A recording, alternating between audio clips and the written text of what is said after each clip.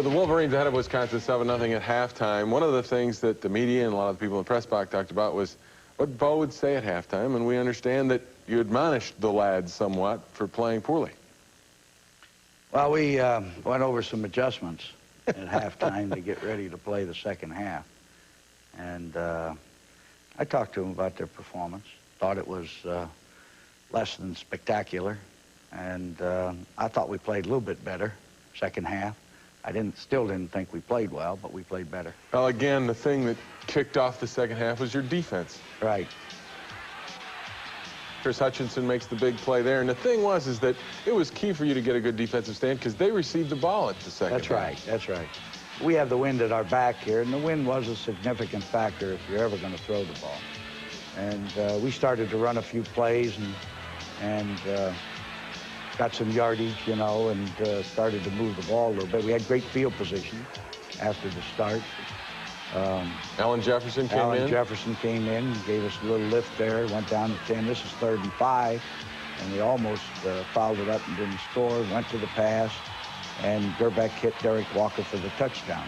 That made it 14-0, and then upcoming is a key play because you think you got away with one here. Well, I thought he roughed the kicker, but they didn't call it.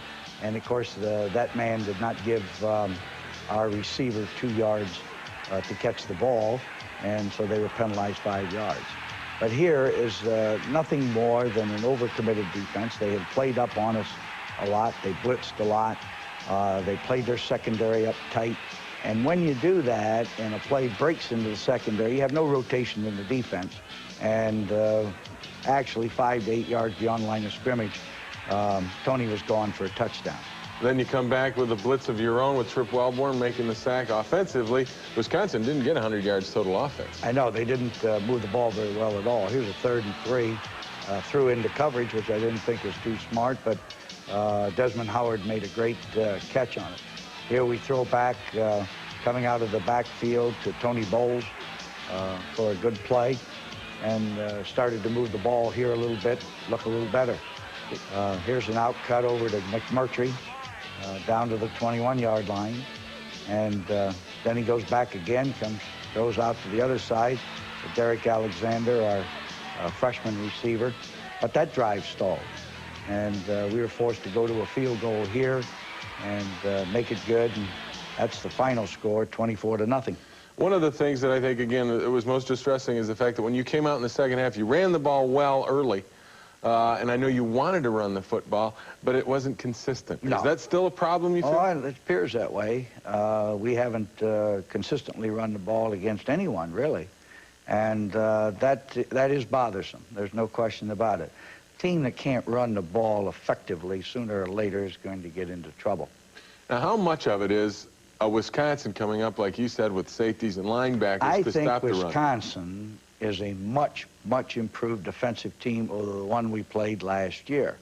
The concept's a little better. They're got a little more movement in there, a little better secondary tackling.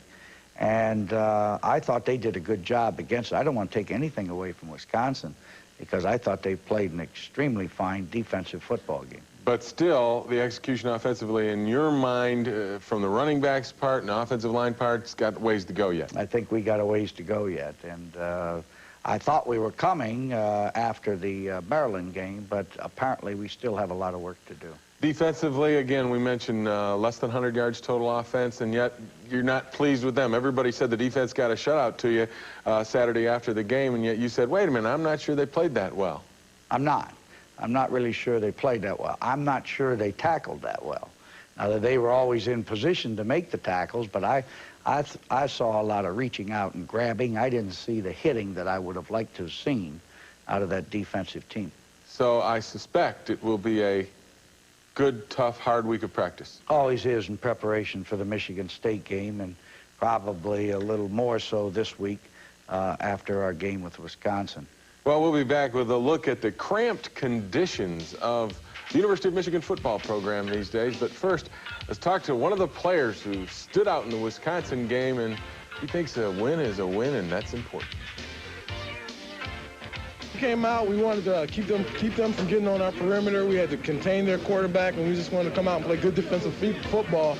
And I don't think we did that as well as we should have. But like we said before, win is a win, and we did accomplish that.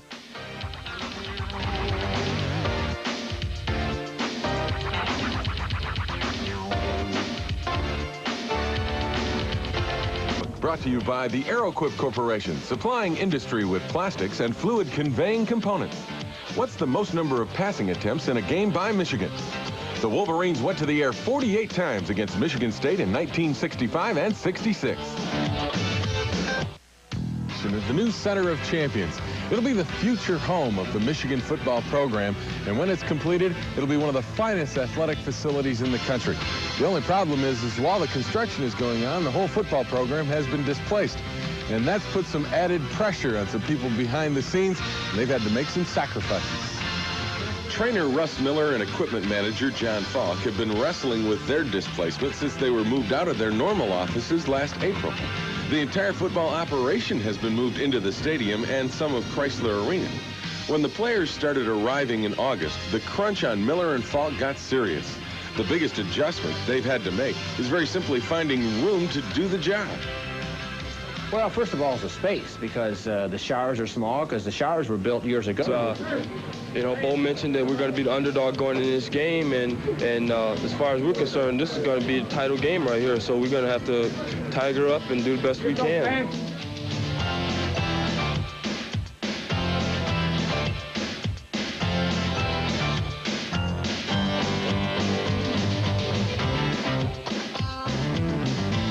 Insurance. They're an excellent defensive team. There's no question about that. It's a very big game and a very important game. I don't think these are the only two contenders in the Big Ten, though, Jim. After what Illinois did to Ohio State, I think you're going to have to figure them as a very strong contender as well. But nevertheless, it is the biggest game of the season so far. And it's in the conference, and it's on the road at Michigan State, a tough place to play. Your team, with its offense struggling somewhat, has to play a defense that's considered very good. What kinds of things do you do to approach this defense with an offense that's struggling? Well, I think, you know, nobody runs the football too much on them. I think you have to have a balanced attack. I think teams that have done that have, you know, have been able to move it some and have scored some points. But the defense, their defense itself is very, very good. I think the important thing is how our defense plays against their offense, and that'll be key. And then, too, we've got to eliminate the mistakes that we've been making, particularly in terms of turnovers. You can't afford to turn this ball over. Back to their offense a little bit. Since Bobby McAllister has left and they've gone to Dan Enos at quarterback, they're a little bit more balanced in the sense that he throws the ball a little bit more and a little bit better. It appears they have a little more confidence in him throwing the ball, and they've got a couple of good young receivers, and their protection has been pretty good. I think that's true. I think they probably gained more yardage passing in the first 4 games of the year than they have rushing the ball, which is very unusual for Michigan State. But I think the big thing, and I think you've touched on it, is that it really doesn't matter about the X's and O's involved with them. It's how Michigan improves on its performances of the past 3 weeks. The important thing is how we play. And I think that's true when you go into any big game. It's how your own team plays. You know the other team's going to play well. It's a big game. They're going to play hard, and they're going to play well. And so it's in your best interest, if you want to win the game, that you too play very hard, and that you not make mistakes, and that you play great defense, and then you got a chance to win. Well, it's a big one. It's emotional. It is Michigan versus...